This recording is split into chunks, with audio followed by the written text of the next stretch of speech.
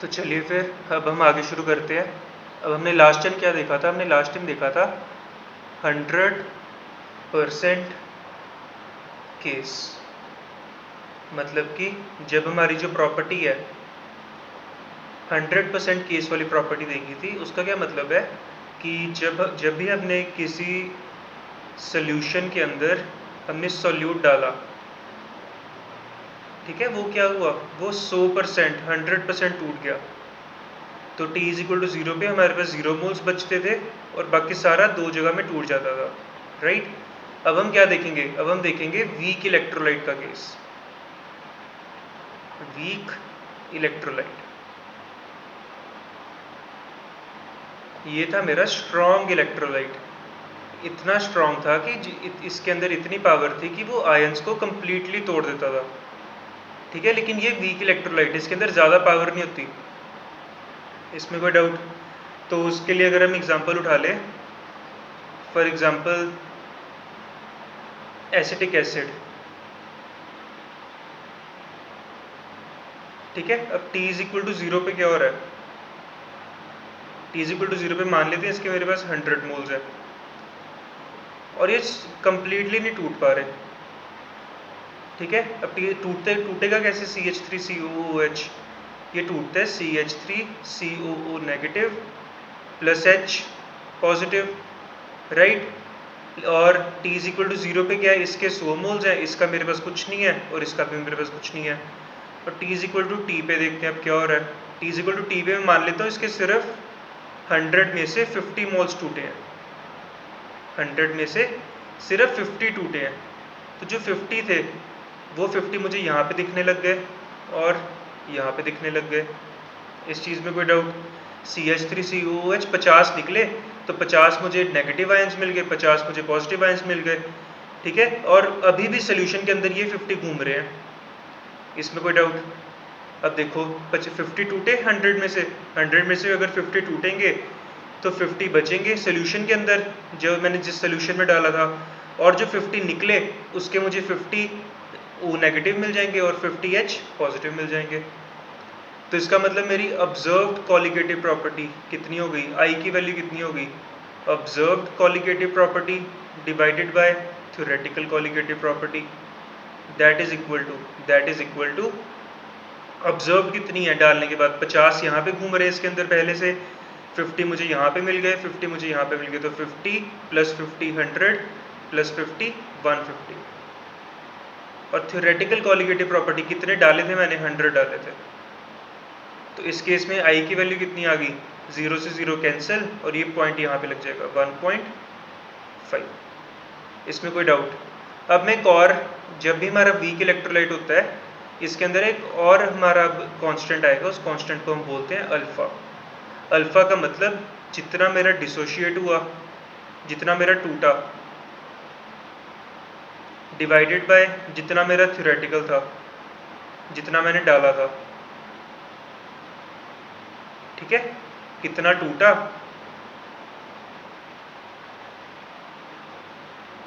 Divided by कितना डाला, right. अब टूटे कितने? 50 टूटे, डाले कितने? 100 डाले। तो ये मेरी होती है अल्फा की value, 50 divided by 100, that is equal to 0.5। तो मुझे क्या मिला? मुझे इस केस के अंदर मिल गया आई की वैल्यू मिली है मुझे 1.5 और अल्फा की वैल्यू मिली है मुझे 0.5। आई थी मेरी ऑब्जर्व्ड कॉलिगेटिव प्रॉपर्टी, कितनी मुझे दिख रही है डालने के बाद? 150 दिख रही है, 50 प्लस 50 प्लस 50, और डाले कितने थे? 100 डाले थे, तो 150 डिवाइडेड बाय 100। अल्फा क्या होता है? कितना टूटा डिवाइडेड बाय कितना डाला। कितने टूटे? 50 टूटे, और डाले कितने थे? 100 डाले थे, तो 50 बाय 100। तो ये मेरा क्या हो गया? आई और अल्फा की वैल्यू। इस चीज़ में कोई डाउट? तो ये मेरा किस चीज़ का केस हुआ? ये मेरा डिसोसिएशन का केस है, पार्शियल डिसोसिएशन। पार्शियल का मतलब थोड़ा, कंप्लीटली नहीं टूटा। पिछला था फुल डिसोसिएशन, ये मेरा पार्शियल डिसोसिएशन। इसमें कोई डाउट किसी को? अच्छे से लिख लो इसे, आगे चलते हैं फिर इसके बाद।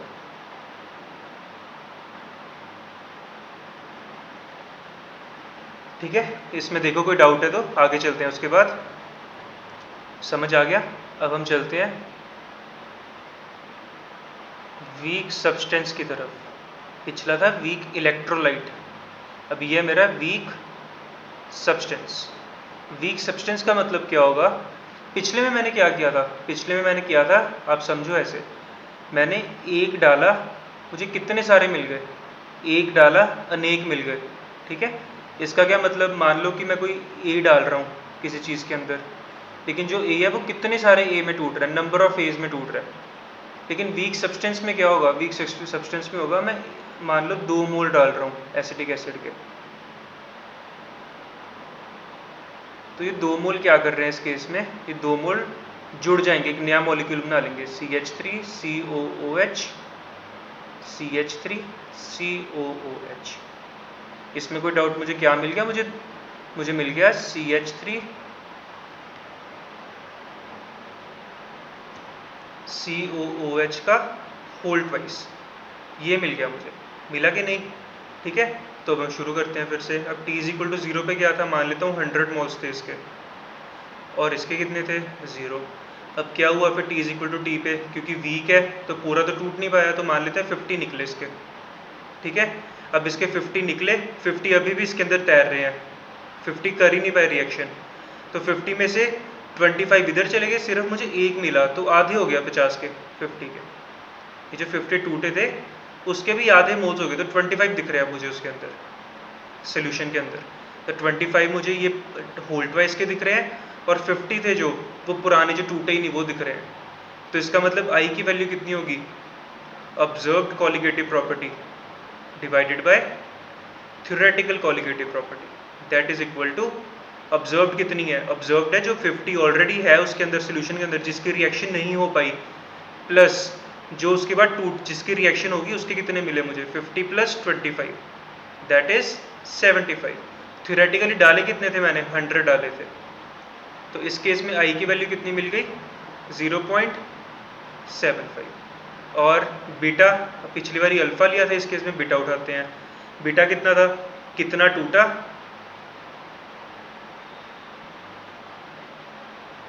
डिवाइडेड बाय कितना डाला,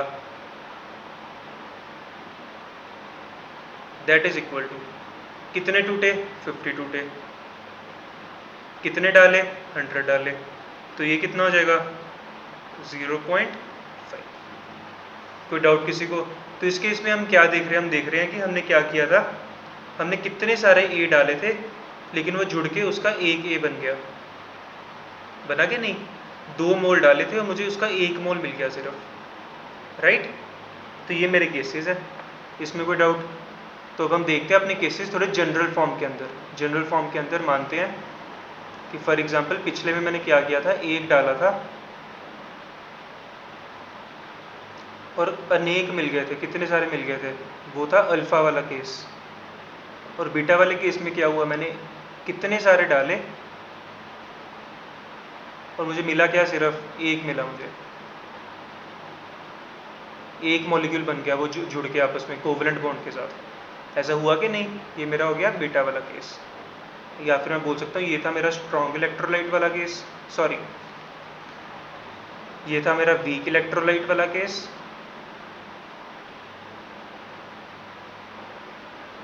और ये था मेरा वीक सब्सटेंस वाला केस। इसमें कोई डाउट किसी को? क्लियर है इतना? इसमें कोई डाउट? तो अब हम देखते हैं कि अब इसके मेरे पास t इज इक्वल टू 0 पे कितने मोल हैं? मान लो 1 है, और यहाँ पे कितने हैं? 0 है। लेकिन t is equal to T पे क्या हो रहा है? t is equal to T पे इसमें से अल्फ़ा निकल गए, और यहाँ पे मुझे कितने मिल गए? अल्फ़ा मिल गए। अल्फ़ा मिल गई, एन अल्फ़ा मिले, सॉरी थोड़ी सी गलती हो गई, ए एन थोड़ी आएगा, ए एन तो इसमें आएगा, यहाँ पे क्या आएगा? N A. इसमें कोई डाउट? ठीक है, तो कितने मिले मुझे? एन अल्फ़ा मिल गए। एक का अल्फ़ा तो एन का कितना हो गया? N alpha. आपको याद होगा, ये देखो मैंने इस केस में हमने क्या किया था, ये अल्फ़ा हो गया, तो यहाँ पे क्या हो गया? N alpha. कितने अल्फ़ा? 2 अल्फ़ा, तो 2 अल्फ़ा। तो सिमिलरली अगर एन मिले हैं तो कितना हो जाएगा? एन अल्फ़ा हो जाएगा। तो आई की वैल्यू कितनी होगी? आई की वैल्यू थी observed colligative property divided by theoretical colligative property, that is equal to, ध्यान से देखना, ऑब्जर्व्ड कितनी है, ऑब्जर्व्ड है जितना बच गया इतना बच गया, 1 माइनस अल्फ़ा बचा हुआ है, प्लस साथ में क्या मिला दिख रहा है मुझे, एन अल्फ़ा दिख रहा है, डिवाइडेड बाय, डाला कितना था, 1 डाला था, तो मुझे क्या मिल गया, मुझे मिल गया i is equal to 1 minus alpha plus n alpha. 1 को चाहे लिखूँ चाहे ना लिखूँ कोई फ़र्क नहीं है, मुझे अल्फ़ा की वैल्यू चाहिए, अल्फ़ा को कॉमन निकालते हैं फिर। I is equal to 1 minus alpha, alpha common आ गया, यहाँ पे 1 बच गया, फिर प्लस यहाँ पे n बच गया, ठीक है। और इस साइड क्या है मेरा आई है, अब यहाँ पे ये प्लस हो रहा है माइनस हो रहा है, उस साइड जाके प्लस हो जाएगा, तो alpha 1 plus n is equal to 1, यहाँ पे ये प्लस हो रहा है, इधर क्या हो जाएगा, माइनस हो जाएगा। सो मुझे फॉर्मूला क्या मिल जाएगा, मुझे फॉर्मूला मिल जाएगा i is equal to 1 minus i upon 1, मैंने माइनस कॉमन निकाला है ना, एक सेकंड ध्यान से देखना, मैंने यहाँ से माइनस कॉमन निकाला है, माइनस, तो माइनस जब कॉमन निकाला, इसका इस माइनस का प्लस हो गया और इस प्लस का क्या हो जाएगा, माइनस हो जाएगा।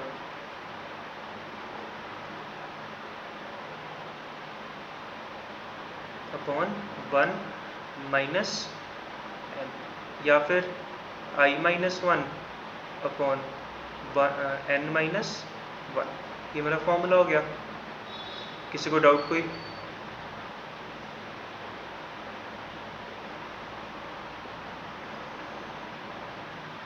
क्या कर रहा हूँ, अल्फ़ा आएगा यहाँ पे, alpha is equal to 1 minus i, ये मल्टीप्लाई हो रहा है, इधर आके क्या हो गया, डिवाइड हो गया, इजी, ठीक है। अब हम इसका देखते हैं,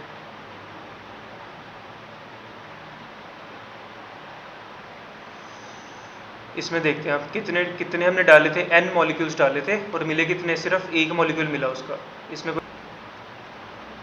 ठीक है।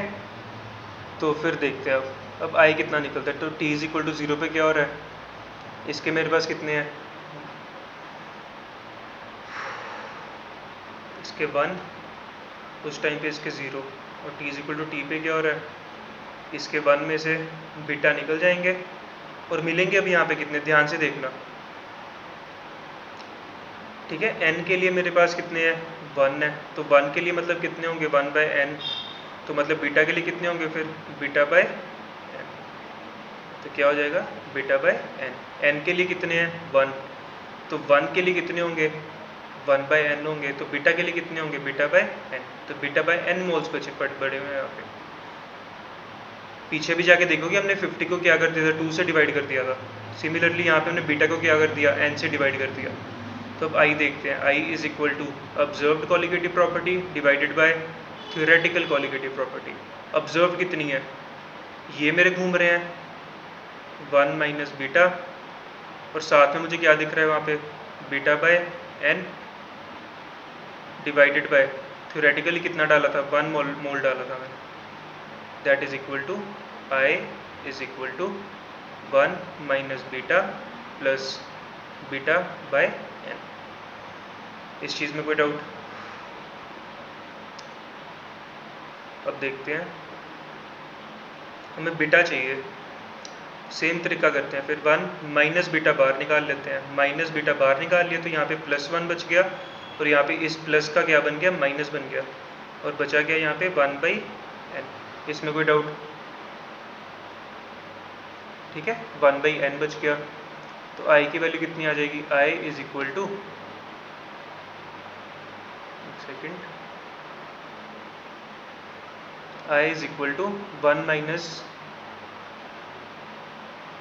सॉरी इसे हम या तो ऐसा करते हैं, थोड़ा सा ध्यान से देखना, थोड़ा सा आगे जा रहा हूँ स्टेप में, देखो अब ये मेरा माइनस बीटा प्लस एन है, तो इसे इधर ले आते हैं, plus beta 1 minus 1 by n इधर ले आया, उधर क्या बचा 1 माइनस आई, ठीक है। तो बीटा की वैल्यू अब क्या आ गई, 1 minus i upon 1 minus 1 by n, इसमें कोई डाउट? ये पूरा का पूरा मल्टीप्लाई हो रहा था, पूरा का पूरा इधर आके डिवाइड हो गया। अब इसका एलसीएम उठा लेते हैं। एन इधर जाएगा, n माइनस वन माइनस आई, और जो यहाँ पे डिनोमिनेटर में n आएगा वो कहाँ पे चला जाएगा? रेसिप्रोकल होके ऊपर चला जाएगा। इस चीज़ में कोई डाउट? क्लियर है? तो मुझे बीटा की वैल्यू क्या मिल गई? Beta is equal to one minus i n minus one. Clear है? इसके बाद इस पर हम न्यूमेरिकल्स करेंगे। अभी ये वाला लेक्चर अच्छे से देख लो।